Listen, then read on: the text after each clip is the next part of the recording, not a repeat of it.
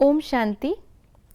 स्वागत है आप सभी का बाप दादा की मदद की मीठी यादें कार्यक्रम में।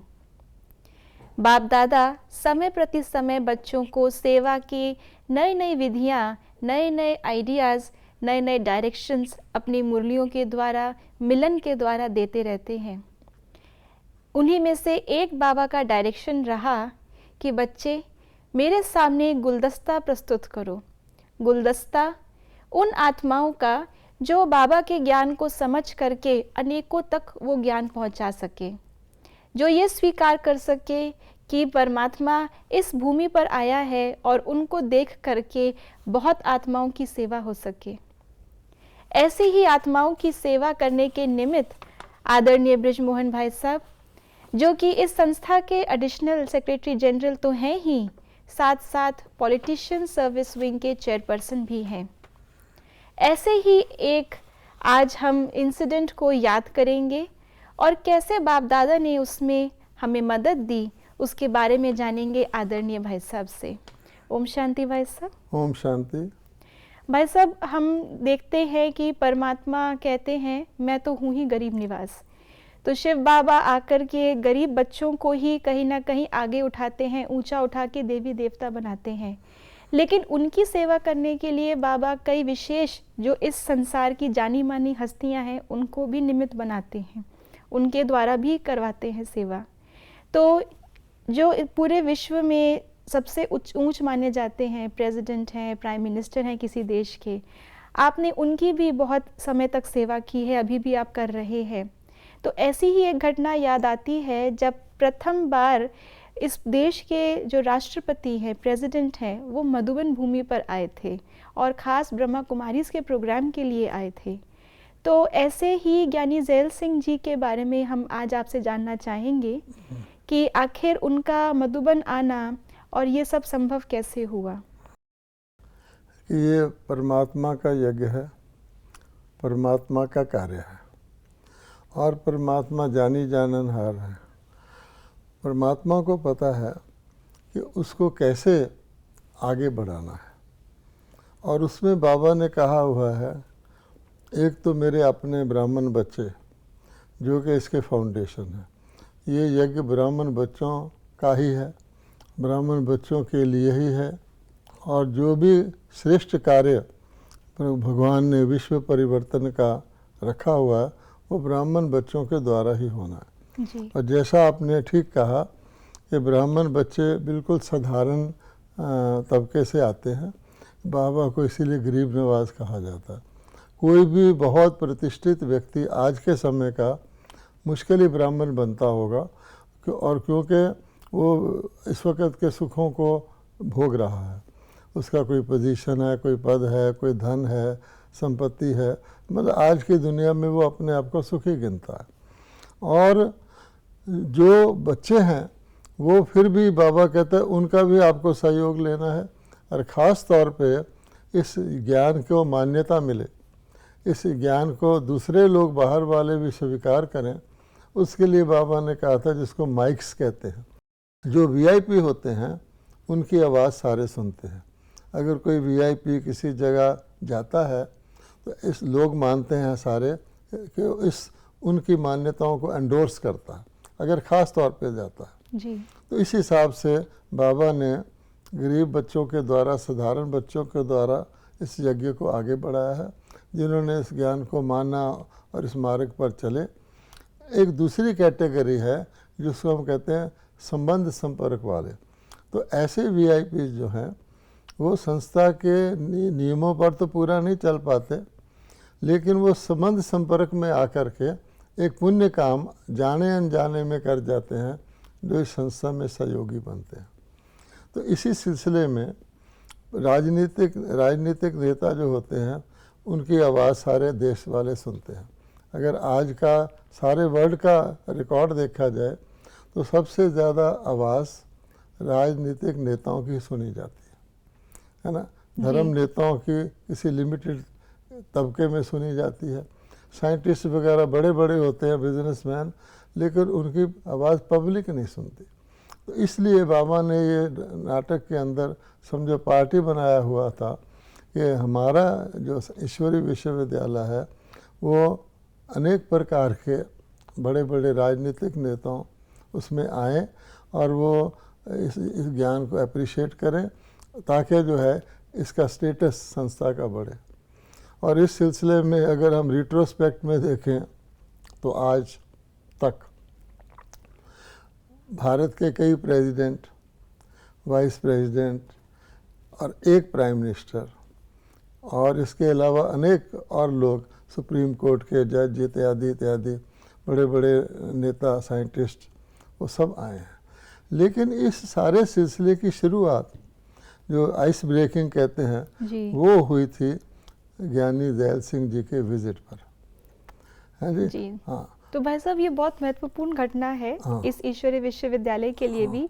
तो हम थोड़ा शुरुआत से जानना चाहेंगे कि आप उनसे मिले कब? हाँ, तो ऐसा है कि ज्ञानी ज़ैल सिंह जी राष्ट्रपति थे और मुझे याद तो नहीं है लेकिन 80s में वो राष्ट्रपति रहे जी, शायद 82 से 85 तक, और उसी पीरियड में वो माउंट आबू आए थे।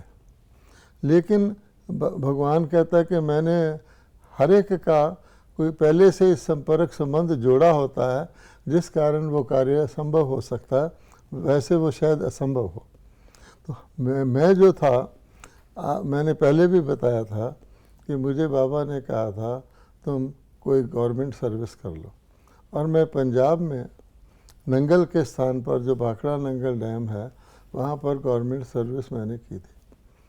और उसी दौरान में हमने, क्योंकि मुझे सेवा का शौक़ था, तो चंडीगढ़ जो है वो नंगल से कोई 87 किलोमीटर होता था और मैं वहाँ पर स्कूटर से रेगुलरली जाया करता था क्योंकि वो कैपिटल सिटी था पंजाब का, हरियाणा का।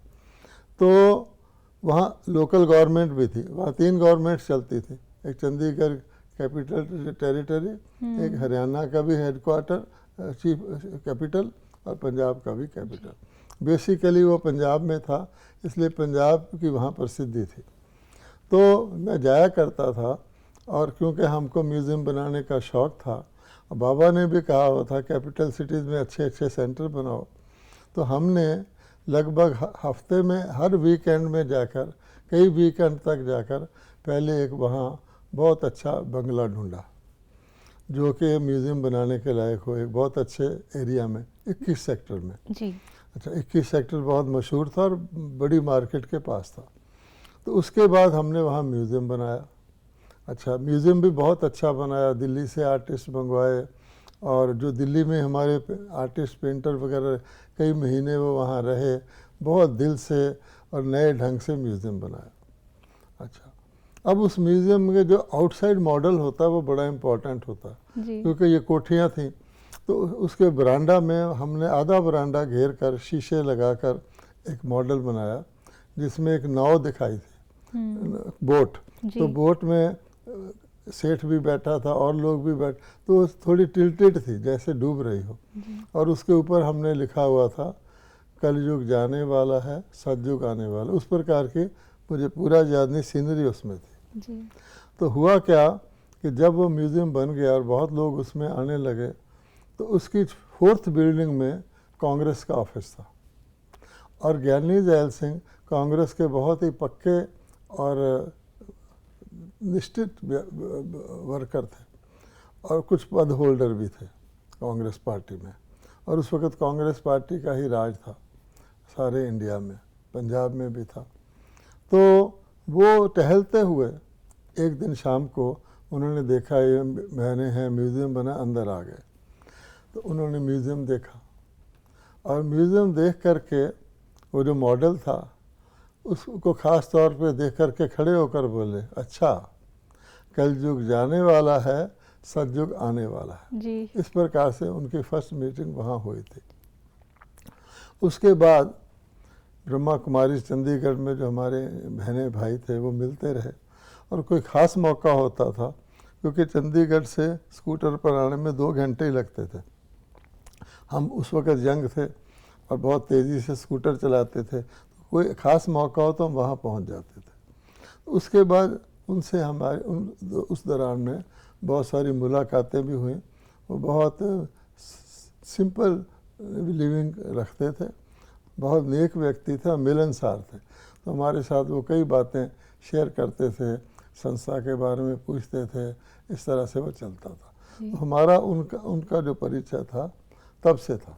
तो भाई साहब, जैसे आपने बताया आप रहते तो नंगल में थे, लेकिन चंडीगढ़ आना जाना करते थे। मेरा मेन अटेंशन चंडीगढ़ पर ही था। हाँ, तो वहाँ पे इतना स्वाभाविक ही वो म्यूजियम में खुद ही चल के आ गए। तो वहाँ पे जो बहनें रहती होंगी, उन्होंने फिर कुछ फॉलो अप किया होगा? वो मतलब जब भी गुजरते थे, मिलते थे, बहनें भी चली जाती थी। मान लो गुरुवार है, प्रसाद भोग देने, सिख लोगों को भोग का बहुत वैल्यू होता है, तो बड़ी इज्जत से वो मिलते थे। तो जब उन्होंने आकर के म्यूजियम देखा और खुद उन्होंने अपने मुख से पूरा पढ़ा, तो उस समय पे कैसा रहा था? पूरा उन्होंने म्यूजियम समझा उसके बाद? अच्छी तरह समझा, सारा म्यूजियम देखा, एक एक चीज़ को। हमारा नॉलेज तो नहीं है ना, इसलिए स्वर्ग का सीन भी है और सीन भी हैं। तो बहनों ने कहा आपका फ़ोटो लेना है, तो कहते हैं मेरे स्वर्ग के आगे खड़ा करके लेना है। तो वो भी हुआ था, ये सारी बातें। तो कोई विशेष बात जो उनको उस समय बताई गई हो, जो आपको लगता है कि बाबा ने बीज डाला वहाँ पर म्यूजियम में? ऐसा तो मुझे याद नहीं है कि म्यूजियम मैंने नहीं दिखाया था। एक चीज़ थी कि उनमें ये पाया गया कि वो बहुत ही सिंपल स्वभाव के थे। कंप्लीट खद्दर पहनते थे जी, यानी उनका अचकन पहनते थे, वो भी खद्दर का होता था, हर चीज़।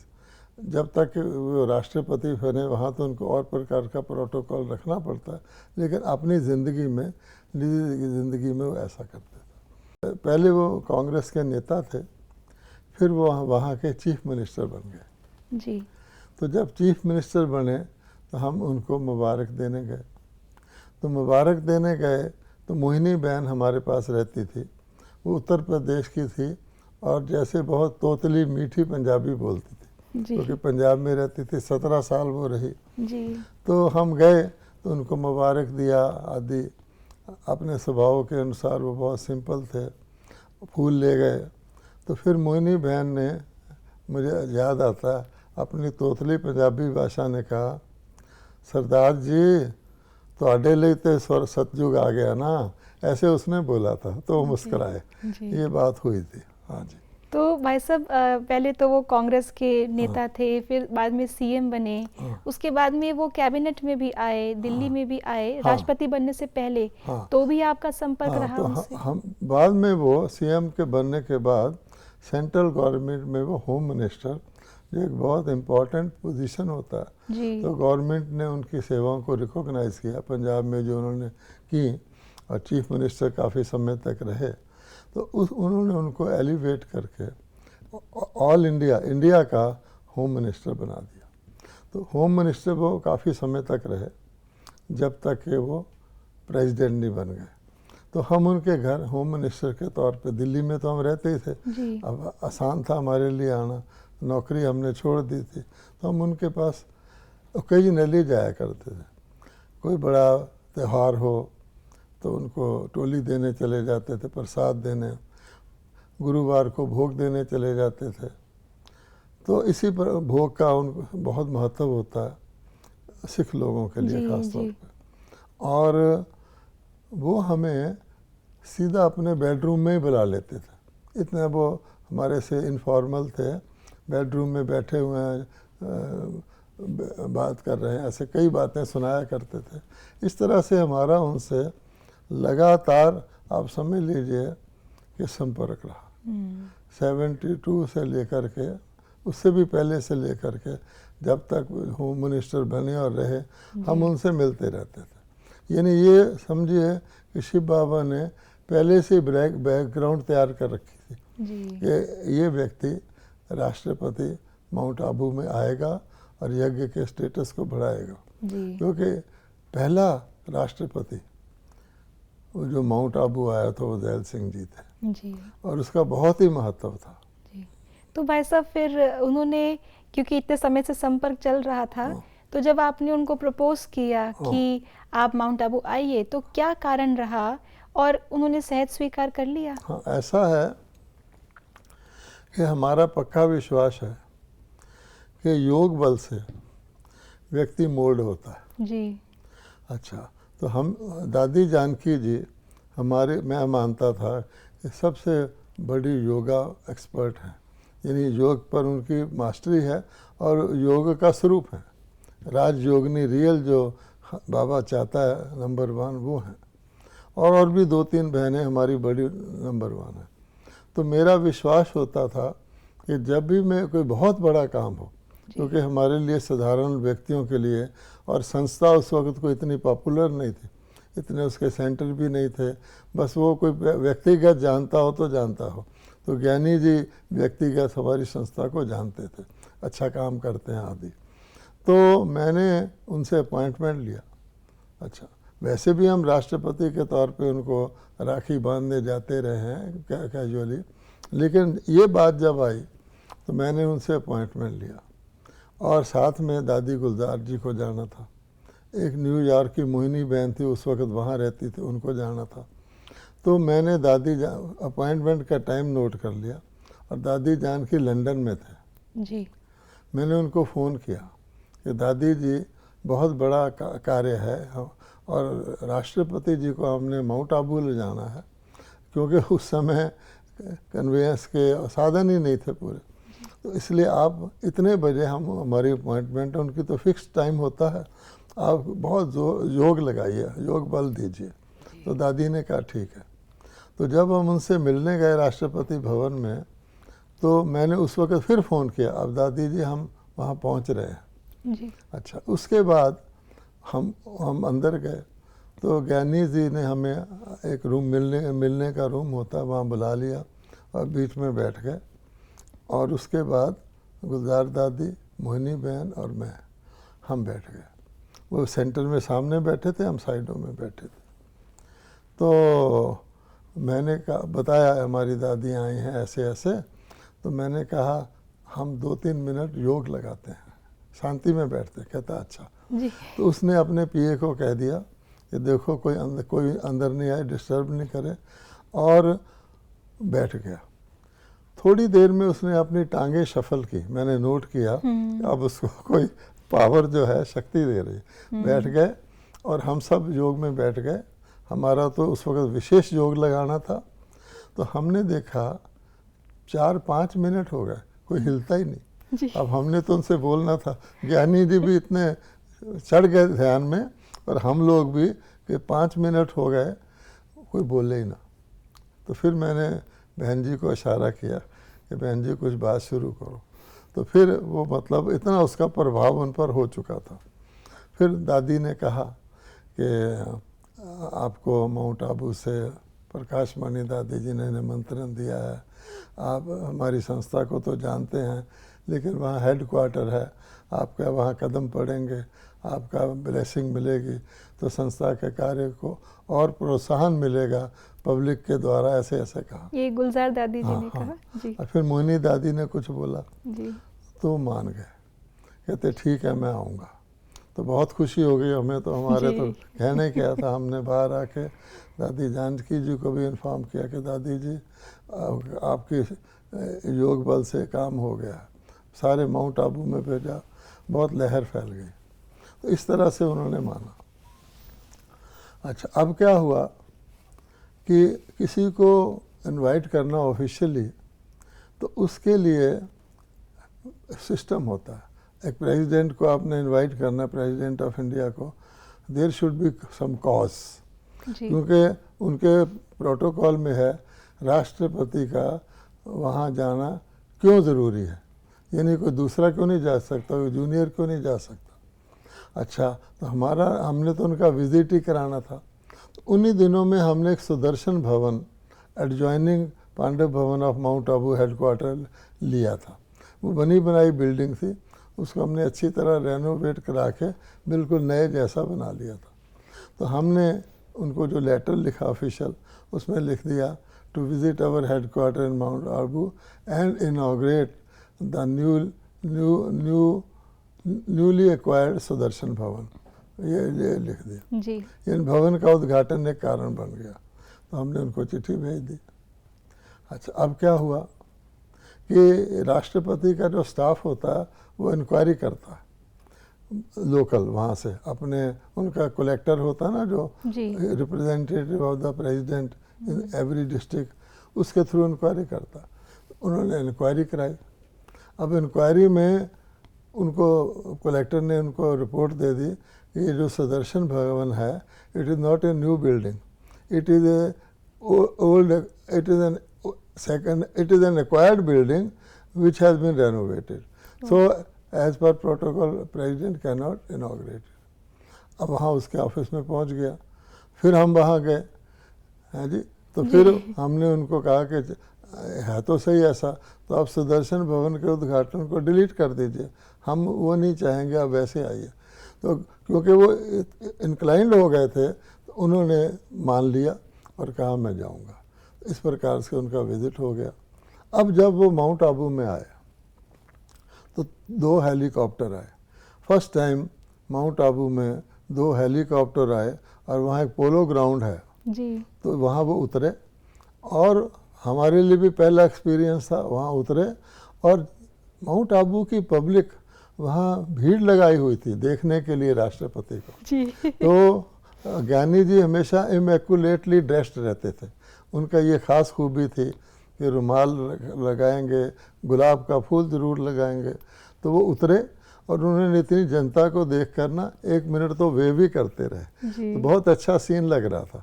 उसके बाद वो हमारे हेडक्वार्टर में आए, उन्होंने कैंपस को देखा, भोजन भी किया और बहुत खुश हुए। और उन्होंने बहुत अच्छा स्पीच किया which was historical for the organisation कि एक देश का राष्ट्रपति वो आकर के वहाँ रहता है और वहाँ आकर के काम की तारीफ़ करता है। तो इस प्रकार से ये घटना हुई थी। तो भाई साहब बहुत ही महत्वपूर्ण घटना है ये यज्ञ के लिए, और माउंट आबू के लिए भी बहुत महत्वपूर्ण रही होगी, क्योंकि पहली बार शायद माउंट आबू कोई प्रेसिडेंट आया है। और उन्होंने जो वहाँ आकर के बोला होगा वो ज़रूर पूरे उसने द्वार खोल दिए और औरों के भी आने के। और ब्रह्मा कुमारी में सब में एक नया उमंग और उत्साह आ गया, जैसे खुशी हो गई जैसे कि एक राष्ट्रपति हमारे विद्यालय में आया है। तो भाई साहब फिर निर्विघ्न रहा उनका पूरा इनॉग्रेशन भी किया सुदर्शन भवन का? नहीं किया। वो हमने ड्रॉप कर दिया था क्योंकि हमें वो तो कॉस्ट था। जी। तो भाई साहब इसके बाद भी जैसे वो माउंट आबू आके बाबा के घर में वो वाइब्रेशंस, फिर बाद में भी बाबा ने उनके द्वारा कोई सेवा कराई, संपर्क रहा? उसके बाद क्योंकि वो संस्था को और ज़्यादा हेडक्वार्टर को जानने लग गए, तो बीच में कोई बड़ी दादी आती थी तो हम उनको राष्ट्रपति भवन में उनसे मिलाते थे, और वो काफ़ी इनफॉर्मल हो गए थे। तो मुझे याद है उन दिनों एक ऑल इंडिया साइकिल रैली निकली थी ब्रह्मा कुमार्स की, यूथ विंग की, यूथ विंग की, जो भिन्न भिन्न कोनों से देश के साइकिल रैली आई थी और कन्वर्ज हुए थे दिल्ली में। तो वहाँ उनको हमने ऑनर करना था। तो ये सोचा गया कि क्यों ना राष्ट्रपति जी से भवन में उनका रिसेप्शन रखवा दें। तो उनके सेक्रेटरी जो थे UR कपूर होते थे, तो उनके साथ साथ रहते थे। हमने उनसे रिक्वेस्ट की, उन्होंने राष्ट्रपति जी को कहा, ही एग्रीड, और बहुत अच्छा रिसेप्शन उनका यूथ का हुआ। और बहुत उससे और भी इनकरेजमेंट मिल गई। यूथ ने उनके साथ फ़ोटो खिंचवाए, उन्होंने कुछ इंटरेक्शन किया यूथ के साथ, इस तरह से हुआ था। और उसके बाद भी जो है कई सारे मतलब ऐसे वो बहुत एक दृढ़ विश्वास के व्यक्ति थे। तो एक बार हमने श्री फोर्ट ऑडिटोरियम में बहुत बड़ा फंक्शन उन दिनों के हिसाब से रखा। तो हम चाहते थे जैल सिंह जी आके उसके प्रेजाइड करें। उनको जेड सिक्योरिटी थी और उनके सारे सेक्रेटरीज ने मना कर दिया कि आपका जाना ठीक नहीं है, लेकिन उसने कहा मैं जाऊंगा एज प्रेसिडेंट। उसने कहा मैं जाऊंगा और वो आए। तो ये उनकी खूबी थी। और इसी प्रकार से मुझे याद है राखी बांधने हम बहनें उनको लगातार जाती थी। तो एक बार क्योंकि वो प्रेसिडेंट थे, नहीं उस समय वो एक्स प्रेसिडेंट हो गए थे श्री फोर्ट के समय पे। और श्री फोर्ट के समय भी एक्स प्रेसिडेंट थे, और ये साइकिल रैली में वो प्रेसिडेंट थे। तो फिर राखी बांधने जाना था। तो बहनों को क्या होता है कि इम्पोर्टेंट लोगों को बांधे, तो वो प्रेसिडेंट जो नया था प्राइम मिनिस्टर आदि अपॉइंटमेंट एक ही टाइम में मिलती चले गए। तो जैल सिंह जी के बाद वो थोड़ा लेट गए, उनको अलग बंगला मिल गया था एज एक्स प्रेसिडेंट। तो जैल सिंह जी ने बहुत सहज स्वभाव में कहा, देखो बहन जी, मैं सवेरे तो ड्रेस पहन के बैठा, तुसी हुण आयो। मतलब ये उनका था कि भाई मैं तो सुबह से आपने कहा था तो मैं बैठा हुआ हूँ, फिर भी उन्होंने अच्छी तरह से रखी। मतलब ये कि टिल हिज लास्ट वो जो है ब्रह्मा कुमारी को लगातार मदद करते रहे और हम भी उनके पास लगातार आते जाते रहे। तो भाई साहब बहुत अच्छे से हमने फोटोग्राफ्स भी देखी हैं, साइकिल रैली के समय पे बीच में प्रेसिडेंट खड़े हैं और यूथ खड़े हैं, बहुत इम्प्रेसिव फोटोग्राफ्स है। उनकी पर्सनालिटी भी दुनिया के हिसाब से बहुत अच्छी रही थी। तो आपने उनमें क्या विशेषता देखी जो बाबा ने उनके द्वारा ये सेवा कराई? देखिए, पहली बात तो ये है कि बाबा हर स्टेप पे मदद करता है जी। किसी भी स्टेप पे, क्योंकि राष्ट्रपति और उन दिनों में 82 में 83 में उसका माउंट आबू आना बहुत ही कठिन था, क्योंकि कई लोग राष्ट्रपति भवन में भी ऑब्जेक्शन कर देते हैं, मीडिया वाले पीछे पड़ जाते हैं, आदि आदि। क्या है, पहली बात यह है कि एक साधारण व्यक्ति, गांव का रहने वाला, वो राष्ट्रपति, होम मिनिस्टर बना, चीफ मिनिस्टर बना, राष्ट्र, ऐसी कोई खूबी होगी ना उनके अंदर ज़रूर, ऐसे तो नहीं बन जाता।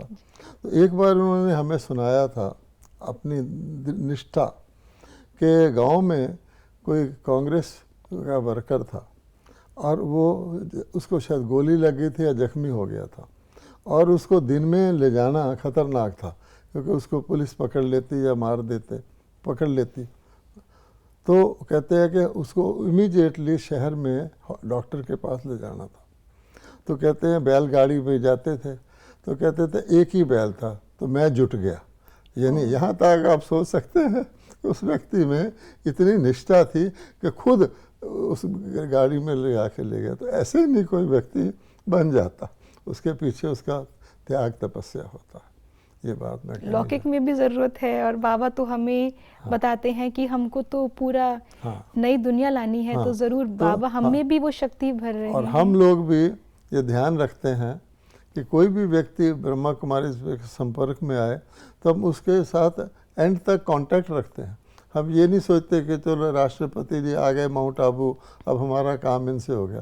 कारण क्या है कि बाबा ने हमें ये गहरा ज्ञान दिया हुआ है कल्प कल्प का, कि अगले कल्प ये फिर आएंगे, तो इसलिए पिछले कल्प में अब हम उनकी तोड़ तक सेवा करेंगे, उनसे मेल जोल रखेंगे।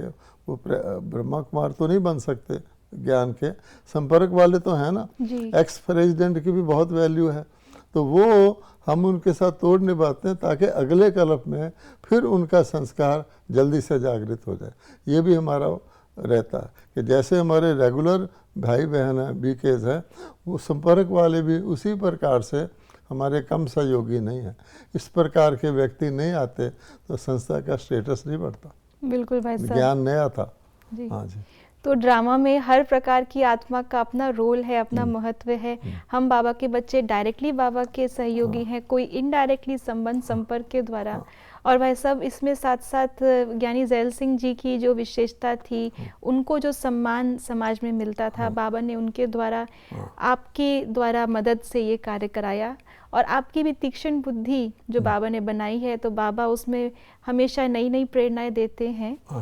तो बाप दादा की इस मदद के इस किस्से से कि किस प्रकार से बाप दादा ने उस समय लगने वाले असंभव कार्य को भी, जिसमें विघ्न भी आए, उसको भी संभव कराया। हाँ जी। तो इसी के साथ हम आज का ये एपिसोड, इससे हमने ये जाना कि कोई भी कार्य जो परमात्मा ने अपनी मुरलियों में, अपने महावाक्यों में कहा है, संगम पर वो होना ज़रूर है। हम अपनी बुद्धि को तीक्ष्ण रखें, हम अपनी बुद्धि को ओपन रखें, ताकि बाबा की वो मदद हम रिसीव कर सके। और भाई साहब के द्वारा जो हम ये किस्से जान रहे हैं बाप दादा की मदद के, इससे हमें यही महसूस होता है कि बाप दादा अपने बच्चों की मदद करने के लिए, उनका भाग्य बनाने के लिए हमेशा नित्य प्रेरणाएं हमें देते रहते हैं। ऐसी ही प्रेरणादायी कुछ और हम आपके द्वारा ये जानते रहेंगे और आप हमारे साथ इसी कार्यक्रम में बने रहें। ओम शांति।